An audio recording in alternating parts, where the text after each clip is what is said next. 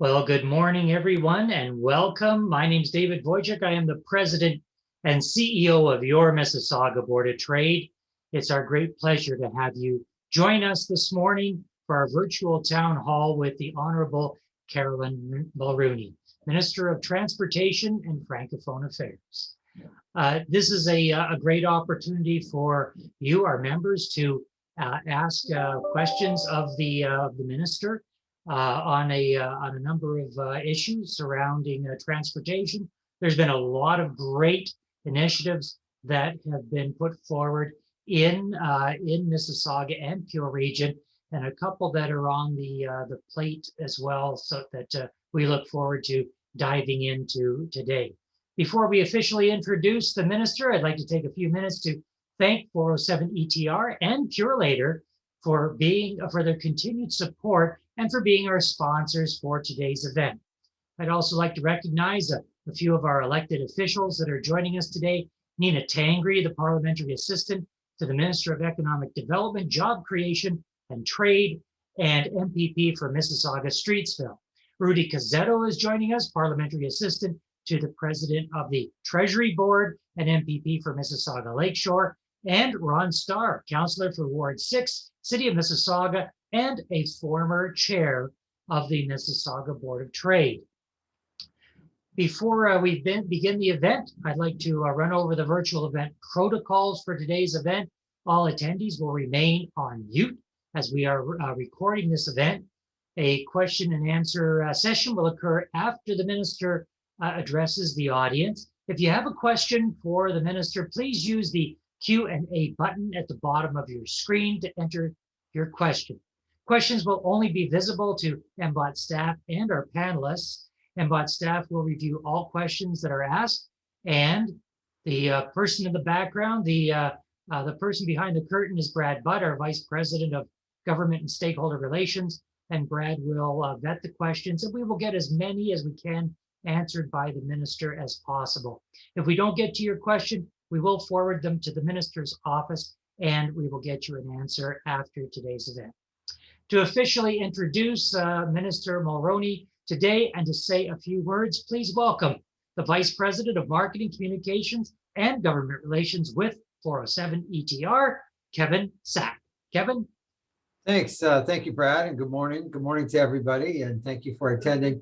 We really appreciate opportunities like this, Brad, and want to thank the Mississauga board for having us. We really appreciate it. Even during the pandemic, the highway has worked very hard to make sure that the roadway remains safe.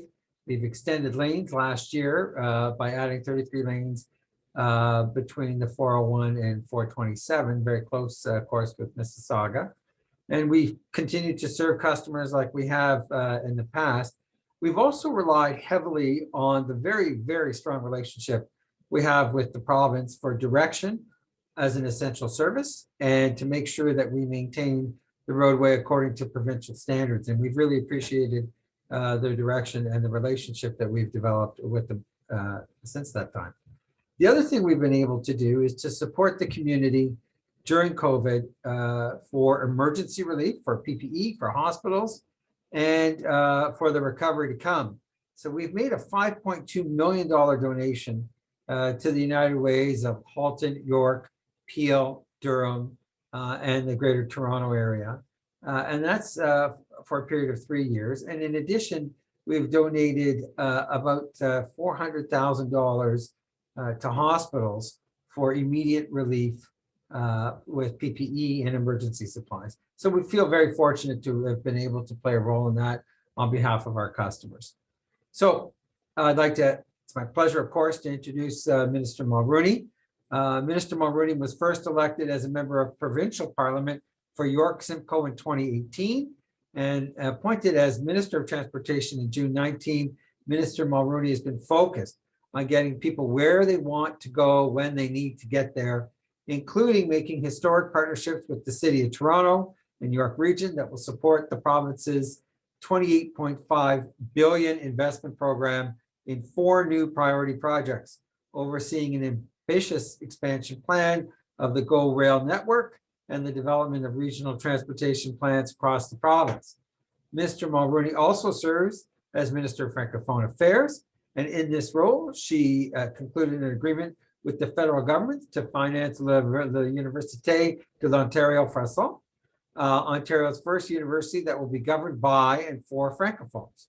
Minister Mulroney has also served as Ontario's Attorney General. So please join me in welcoming the Honorable Caroline Mulroney, Minister of Transportation and Francophone Affairs. Well, thank you very much, Kevin, for that kind introduction.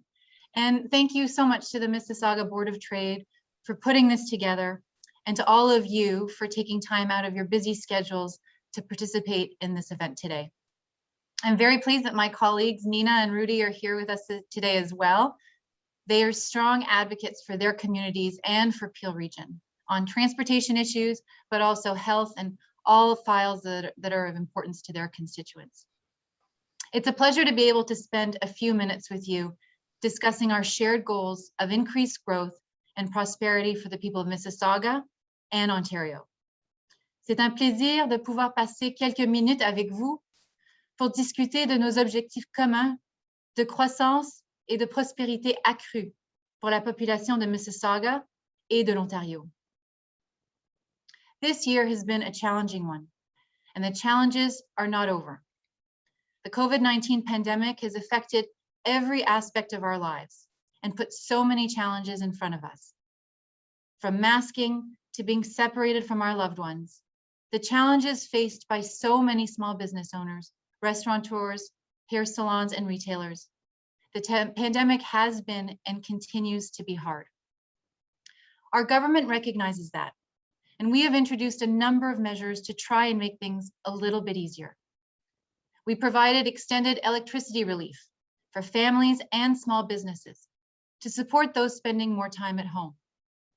We're also providing direct financial relief to hardworking parents as part of the COVID-19 child benefit.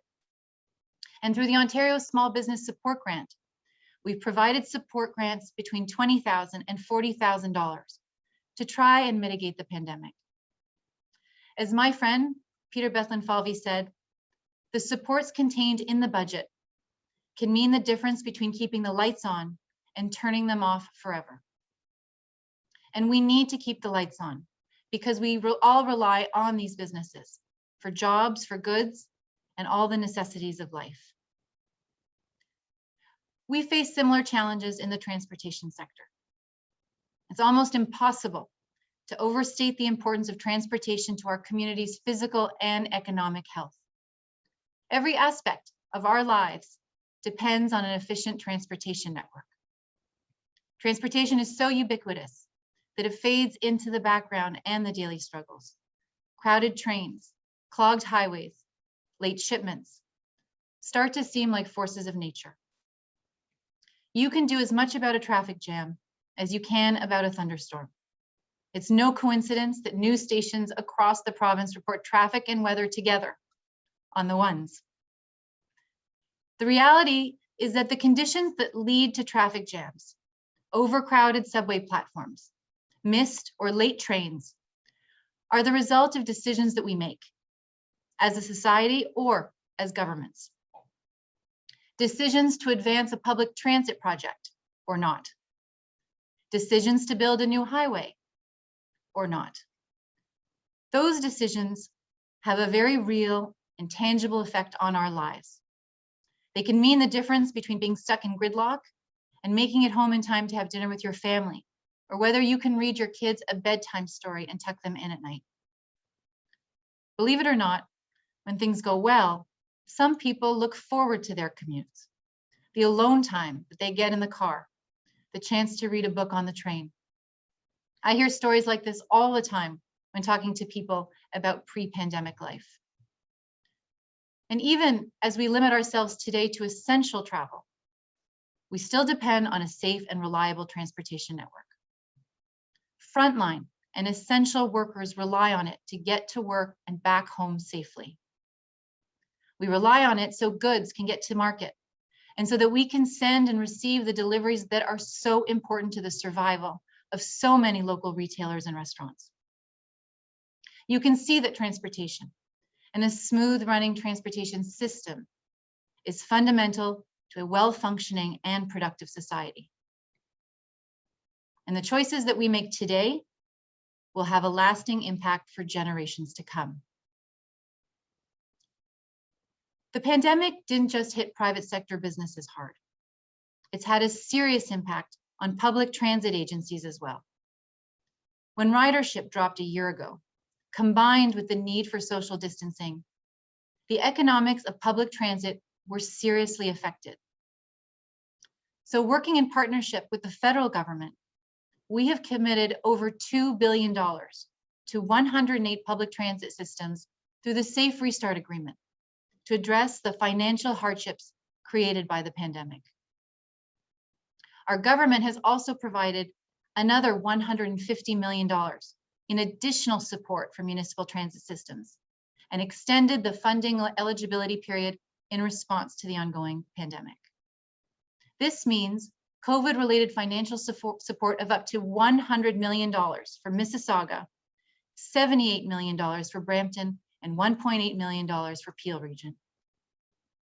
Ainsi, en travaillant en partenariat avec le gouvernement fédéral, nous nous sommes engagés à verser plus de 2 milliards de dollars à 108 réseaux de transport en commun dans le cadre de l'accord sur la relance sécuritaire, afin de remédier aux difficultés financières créées par la pandémie.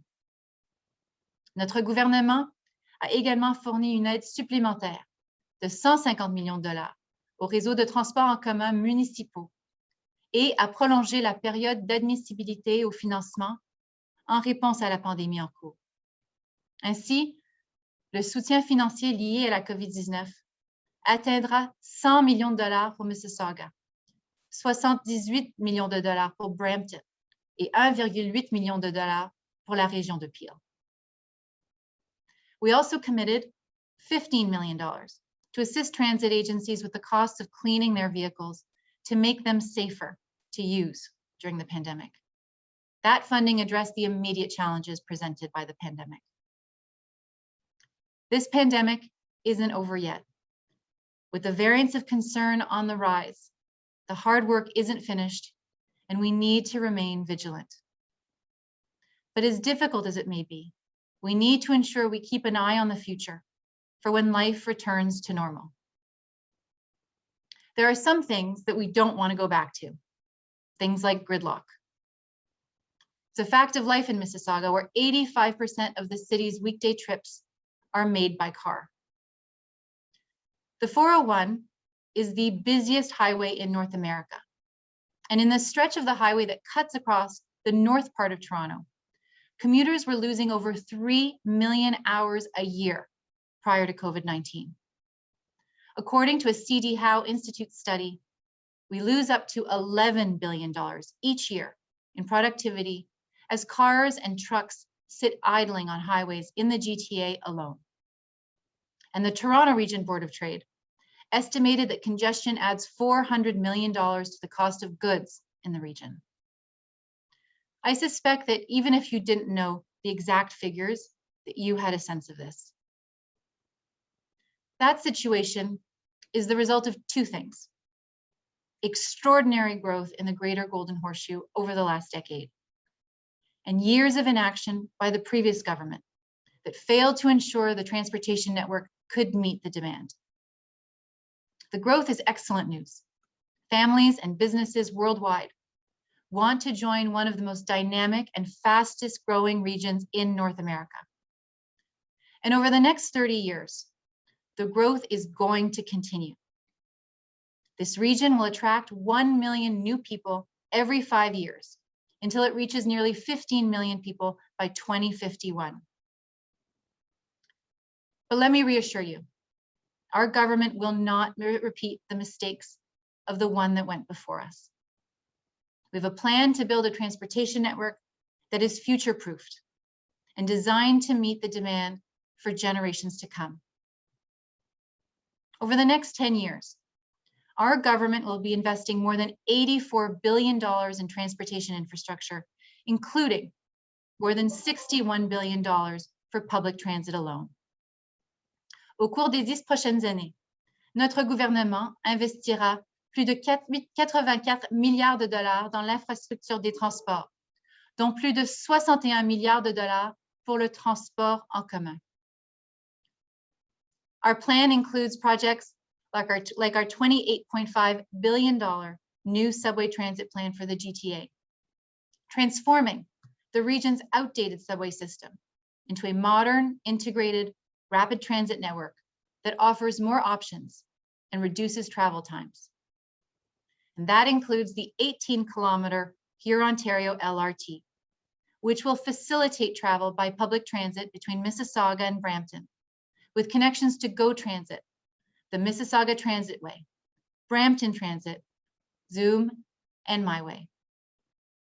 And projects like the Finch West LRT in the northwest part of Toronto will help create thousands of jobs for workers across the skilled trades, while expanding and strengthening transit access in the communities that they serve.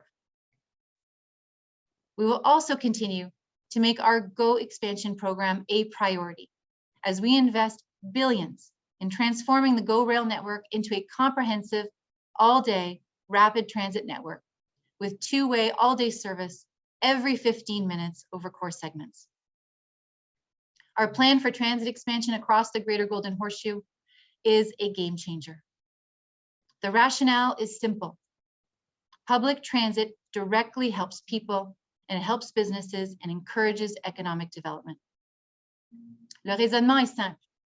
Le transport en commun aide directement les gens et les entreprises et encourage le développement économique.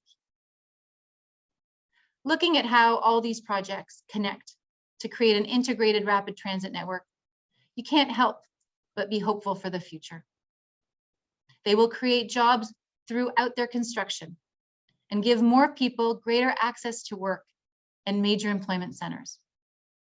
Reliable, fast and frequent rapid transit across the province's busiest corridors is the key to unlocking Ontario's economic potential. And it will attract future labor and talent to sustain that momentum. But public transit alone won't be enough to meet the demands of the future. We must improve our roads and highways. Our traffic modeling data shows that as the population grows, so will the traffic. And the level of congestion in the Greater Golden Horseshoe will just about double in the next 20 years. In 10 years, major highways in York and Peel region will exceed operating capacity. I know what you're thinking. Haven't they already reached their capacity? And that makes the point about why we need to do the work today to address this future demand. Because 10 years will go by in the blink of an eye. And if we don't take action today, you'll be sitting here in a decade from now, listening to another Minister of Transportation talking about needing to meet demand. That may sound like hyperbole, but let me read you this. I quote, "Ever longer commutes are robbing people of time they could be sharing with family or de-stressing after a strenuous workday. Loss of sleep and heightened aggravation weaken commuters' health. And the environment is sickened too, as cars idling in stop and go traffic pump clouds of greenhouse gases into the atmosphere," unquote. That's from a Toronto Star editorial published April 10th, 2015. But it could have been from any point in time over the last 10 or 20 years. And that's why we are advancing the study and planning for the GTA West project. This project envisions a 4 to 6 lane 400 series highway along a proposed 59-kilometer route. It would extend Highway 400 in the east to the Highway 401-407 ETR interchange area in the west, connecting the York, Peel, and Halton regions. People traveling the entire length of this new highway during rush hour would save about 30 minutes, not 30 seconds as some claim, compared to the time it would take along highways 401 and 400. This time saved will improve people's quality of life and allow them to spend more time doing the things that matter the most to them, like spending time with their loved ones. Once completed, the GTA West Highway and Transit Corridor would help goods travel faster to and through the Greater Toronto Area, significantly boosting Ontario and Canada's economy. Une fois terminé, le corridor ouest autoroutier et de transport en commun de la RGT permettrait aux marchandises de circuler plus rapidement dans la région du Grand Toronto, ce qui stimulerait considérablement l'économie de l'Ontario et du Canada. I know some people don't want us to build new highways. They think that we can ignore the massive infrastructure deficit left behind by previous governments and leave people and goods sitting in traffic. But this is not a realistic approach. Every day, $785 million in goods travel along Ontario's highways. In Mississauga, 85% of weekday trips are done by car. Commercial and personal vehicle traffic will not disappear, and it is irresponsible to hope that it will. And it is irresponsible to make transportation plans based on that hope. But traffic will change, and we will need new roads and highways to accommodate the growing fleets of electric passenger and commercial vehicles that will soon be the norm. As Norris MacDonald of the Toronto Star wrote in a recent op-ed, and I quote, "Like it or not, there will be more people living here in 50 years. They will have to get around, as will the trucks bringing them food or other products." Ontario Liberal leader Stephen Del Duca says that he would kill that highway forever. He hasn't thought that through, but he won't care. He'll be long gone, unquote. I couldn't agree more. Politicians should think about what is right for their constituents in the long term, not about what is right for their own political self-interest in advance of an election. As Minister of Transportation, my role is to ensure our transportation network is efficient today and ready for tomorrow. And I will not repeat the mistakes of the previous government or the current Liberal leader. Given the demographic growth that we are expecting, it would be irresponsible to cancel the study of this highway, since doing so would only guarantee billions more dollars in productivity lost and ever increasing gridlock. The results of the EA process will determine if the project is viable for the people of Peel, Halton, and York region. We will have succeeded in our task if we deliver the right mix of infrastructure projects that set up communities across the province for success for decades to come. A safe, modern, and efficient transportation network will unleash growth, unlike anything we've seen before. The choices that we make today determine the future that we create. Our government's massive infrastructure investments will drive our economic growth and secure our growth and prosperity for generations to come. This pandemic won't last forever, and we will need a public transit and transportation system that can accommodate the incredible potential here in Mississauga and across every corner of Ontario. We are building a world-class integrated transportation network that will allow for seamless connections across municipalities, enable regional economic competitiveness and productivity, and will be ready to support the needs of a growing population. I look forward to today's discussion and working with you all to usher in a new era of economic growth and prosperity. Thank you again for inviting me to speak to you here today. Je vous remercie encore de m'avoir invité à vous parler aujourd'hui. Wonderful. Thank you, Minister. And I must say, your French is impeccable. I would love to continue our discussion en français. However, I'm afraid we would lose most of our audience, including myself. So we'll just continue in English. First of all, I want to congratulate you and your Associate Minister, Kinga Surma. Minister Surma has done a great job here in the GTA, and she's been very generous with her time with us at the Mississauga Board of Trade in opening up discussions. So congratulations to you and your Associate Minister for doing a great job. So many things in your opening remarks. So we're gonna dive in and get through as many as we possibly can. First of all, please let me open up with two-way all-day go. Of course, what's been very important for people in Mississauga is the two-way all-day go on the Milton line. We understand the issues at hand there, that line is it's controlled by CP Rail. They don't have any passenger traffic, so it's all freight traffic for them. There aren't a lot of tracks. It's a built-up area. It's very difficult to build more tracks through that area, so that's going to require perhaps some rerouting of train traffic above the GTA and over to another CP rail line that would run down into the US. We understand that line is a main artery for CP rail to get down into the US. So when I was part of a roundtable with GoTrans or with Metrolinx a couple of years ago, they said that that project was not even on the radar for the next 10 years. So what updates can you give us on that Milton Go line as far as two-way all-day go? What hope can we have in the near future? Well, I think you've actually done a great job of setting up the circumstances around getting two-way all-day go along the Milton corridor. Metrolinx is working with CP Rail, and negotiations are ongoing because obviously we need to come to a conclusion there so that we can share the track. The importance of two-way all-day go, as you said, is key to that corridor.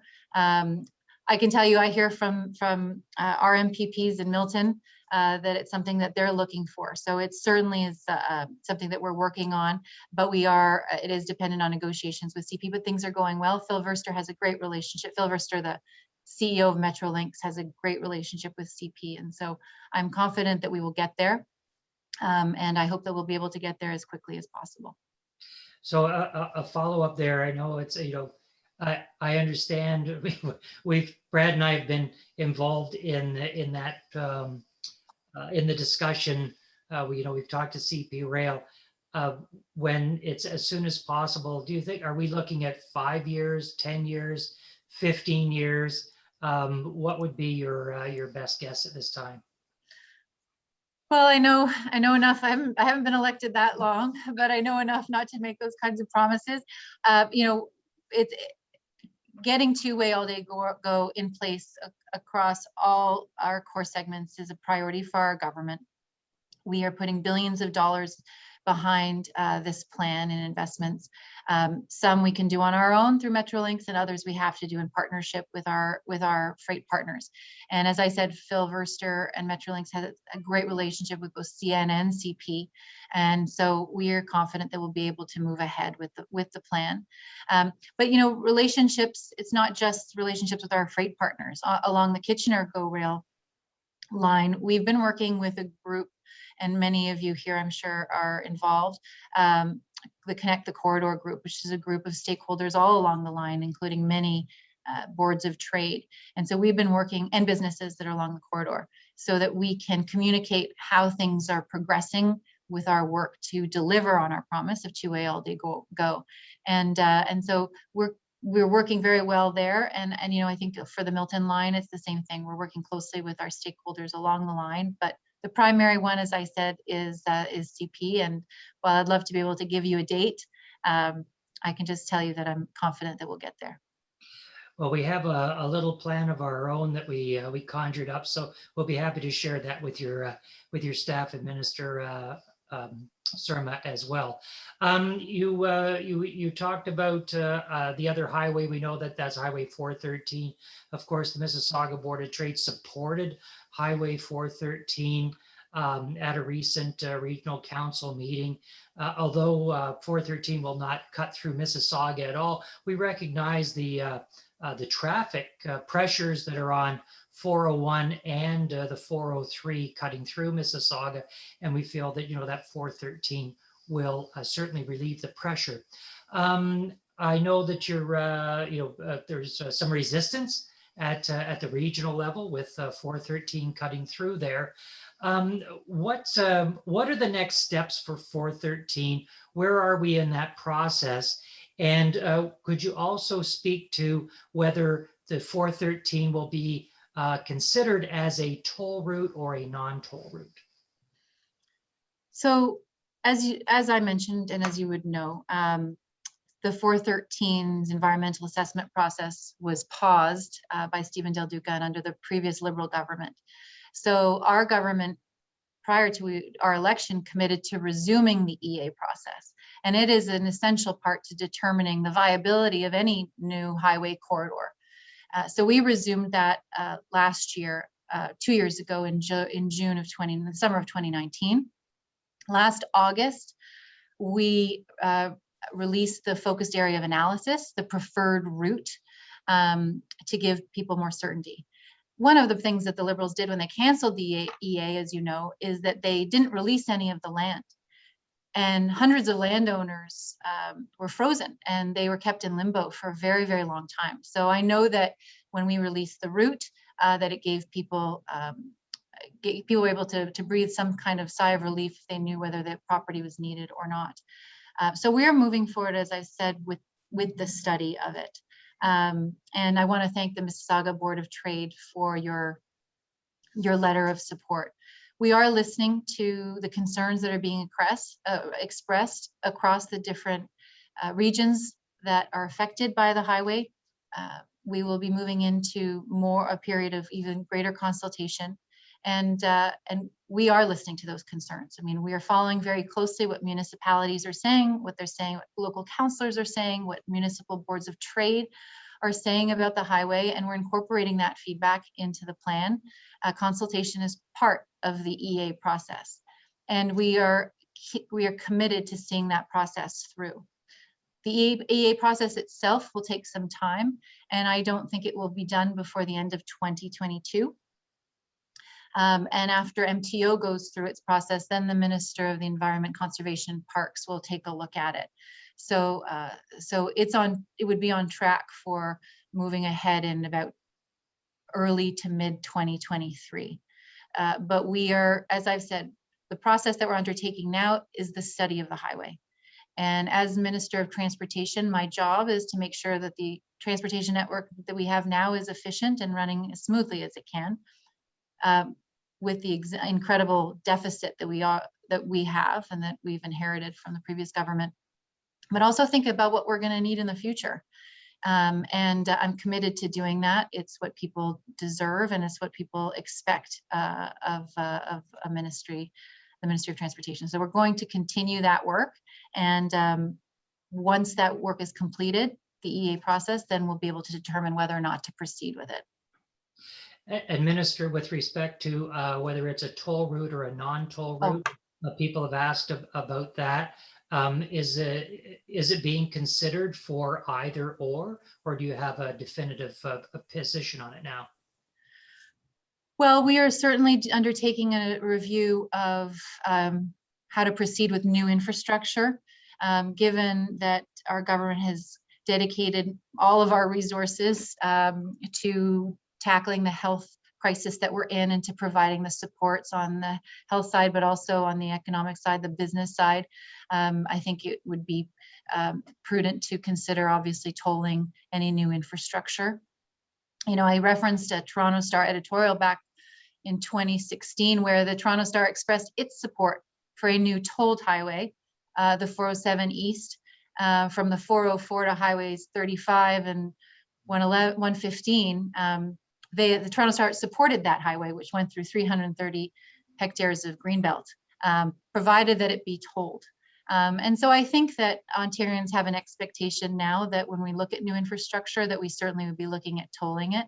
But there are different scenarios to consider as we do that. But it's still too early. As I said, we're looking at the environmental assessment process and making sure that we see that through.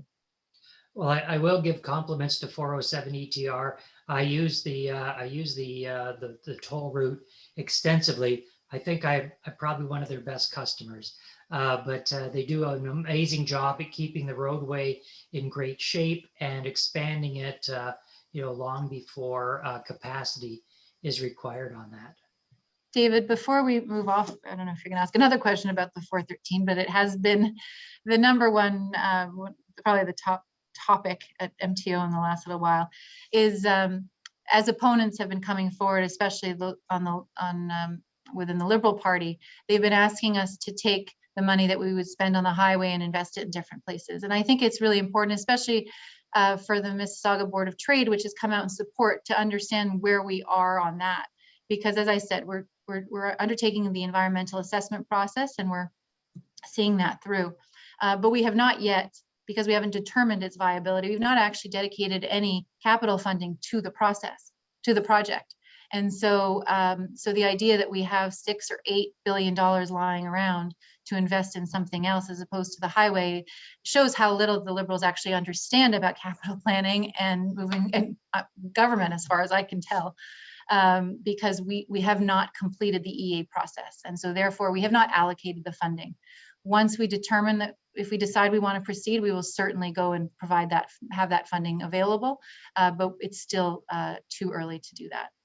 And we know these projects take years and years to complete. I know the Highway 401 expansion out to where I used to live in the northern part of Mississauga was something that took several years. I'm going to turn our attention now to cross-border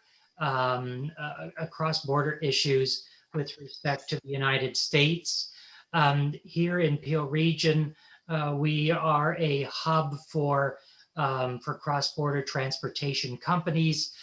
We have a tremendous number, thousands and thousands of truck drivers that live in the region, and they are constantly going back and forth across the US border.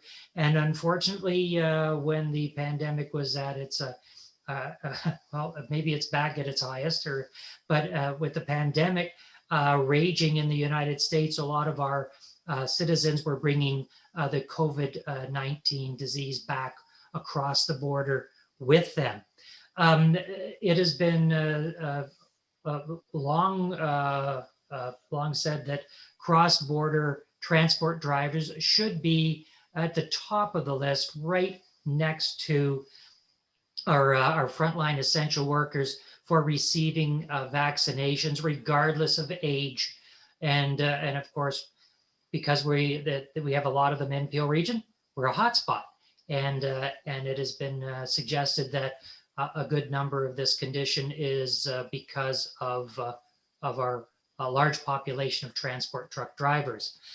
What can you tell us about your efforts to get our transport truck drivers to the top of the list and consider them to be essential workers so we don't disrupt cross-border trade and, of course, the goods and services that contribute to our economy? Well, David, since the beginning of the pandemic, I think it's been clear to all Ontarians, and I'm sure it's the same across Canada, that our truck drivers are essential workers. And they never stopped working, delivering food and other goods to stores across the province and to companies across the province when very little was known about COVID-19. And so a great personal risk to themselves and to their families.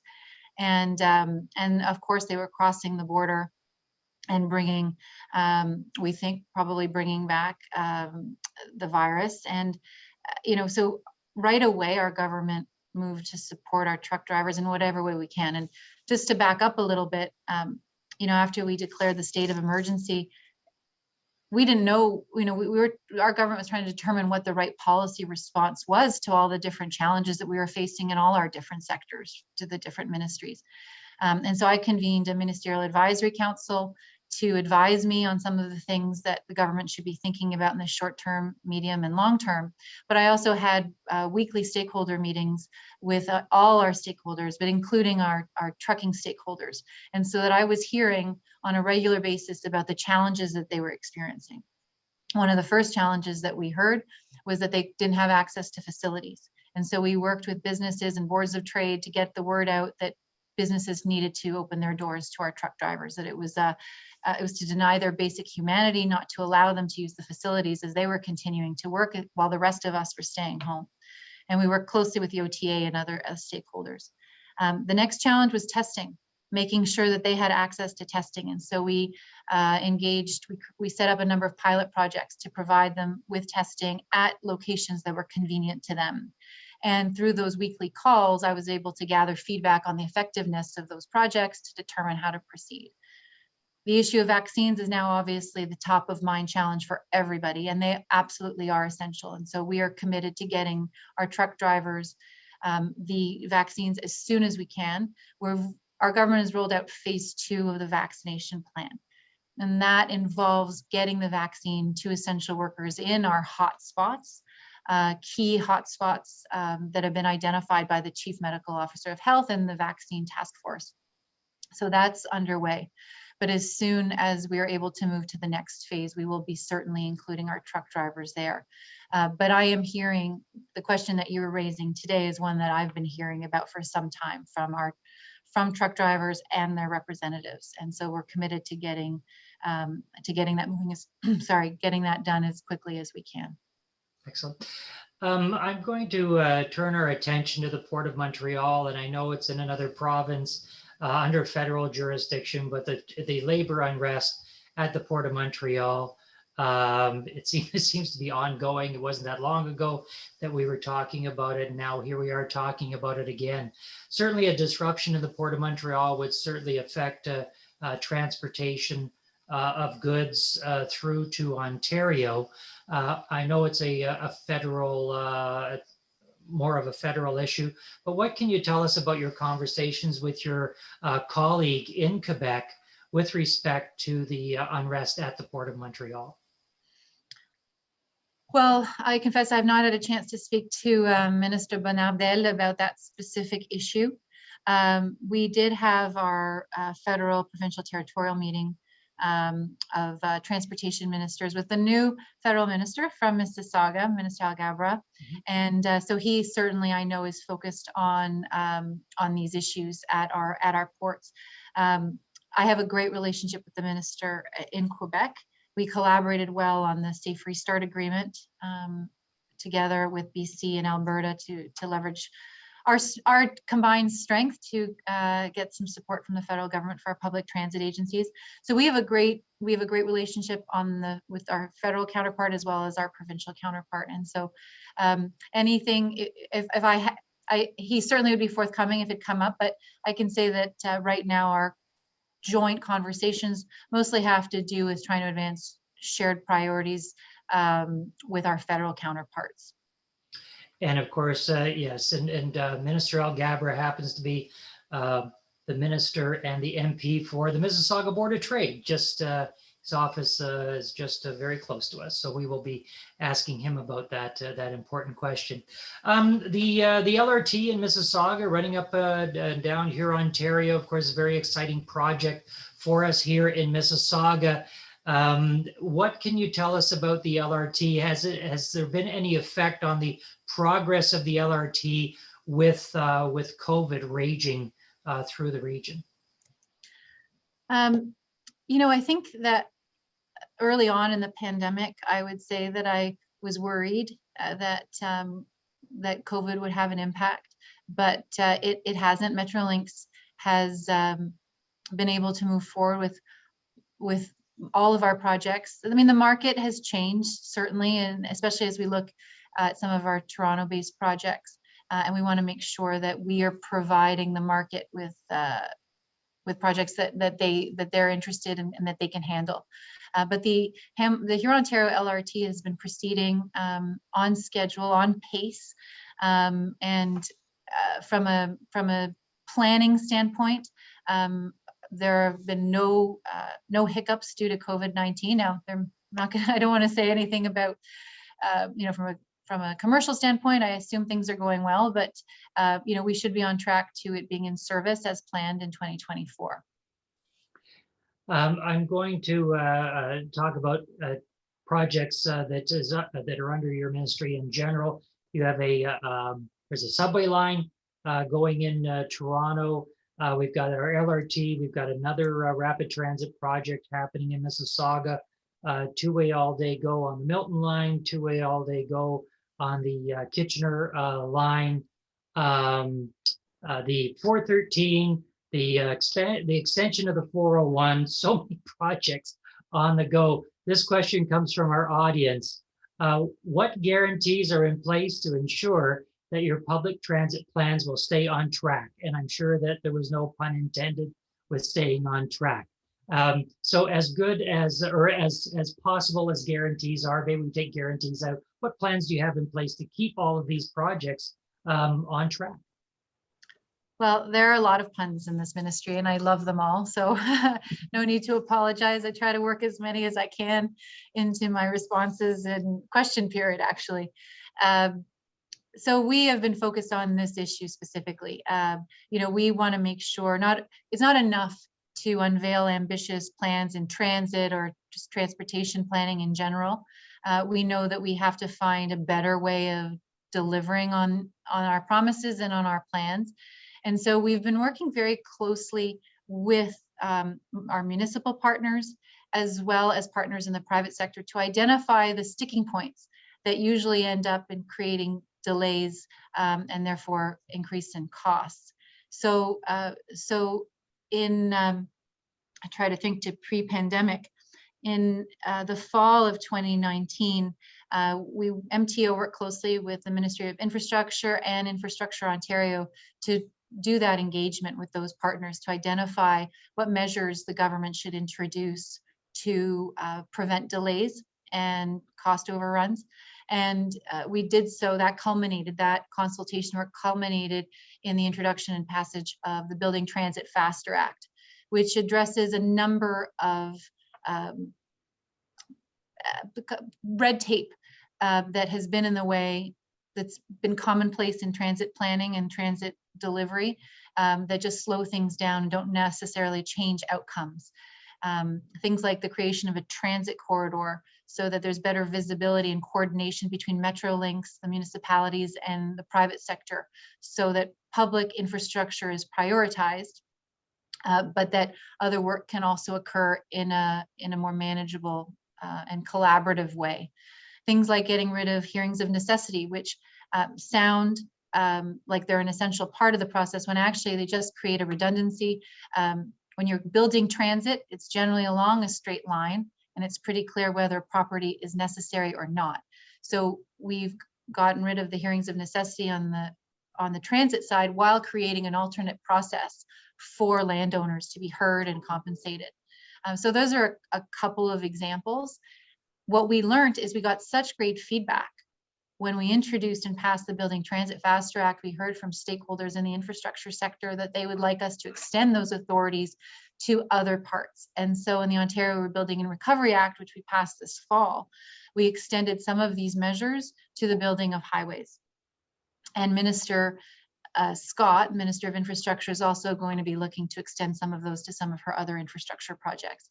So our government is committed to not only delivering on a project, on an ambitious infrastructure and transit and transportation infrastructure plan, but also finding better ways to deliver it and getting rid of some of the political gridlock that usually keeps our projects in limbo and makes it impossible to actually deliver on these projects.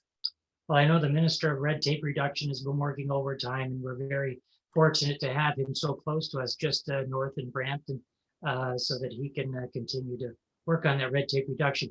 Final question for you, Minister, with respect to Pearson Airport. I know that our friend Deborah Flint started April 1st of last year. Certainly not something that was in the job description when she started to, when she applied for the position.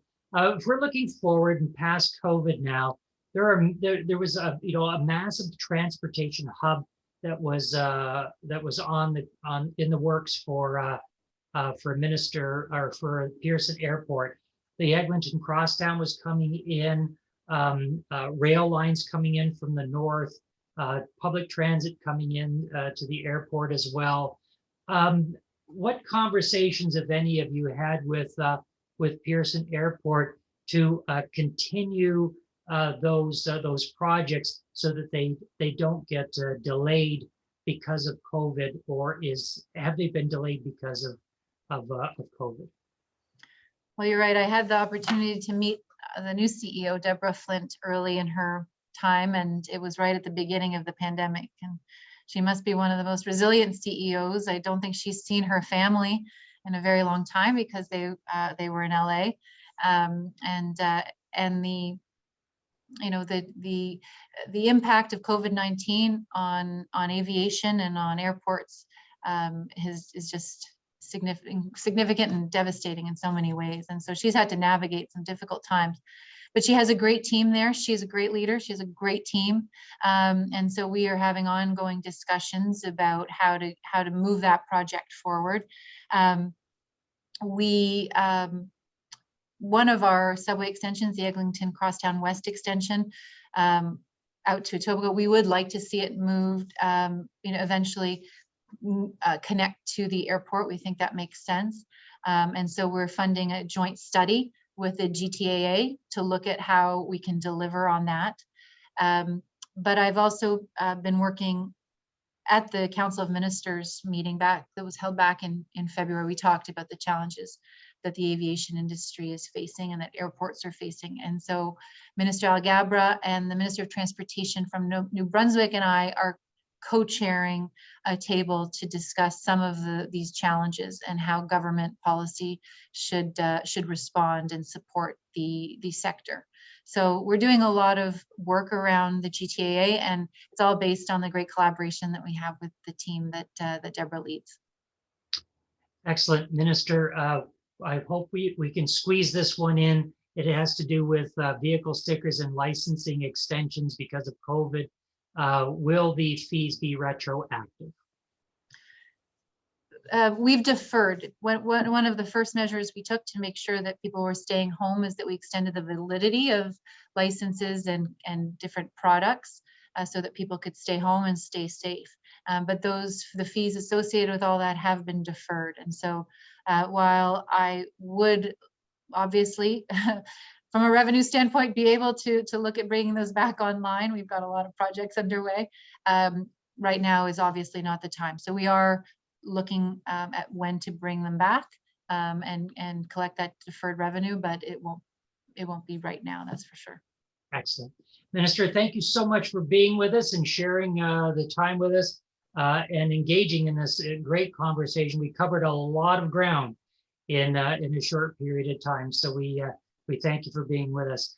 To officially thank you today, Minister, I would like to call upon one of our merge members, the President and CEO of Purolator Inc., Mr. John Ferguson. John? Thank you, David, and thank you to the Mississauga Board of Trade and you as well, David, for including Purolator in today's event. Minister Mulroney, I really appreciate you coming out and sharing your vision for what seems like the transportation network of the future.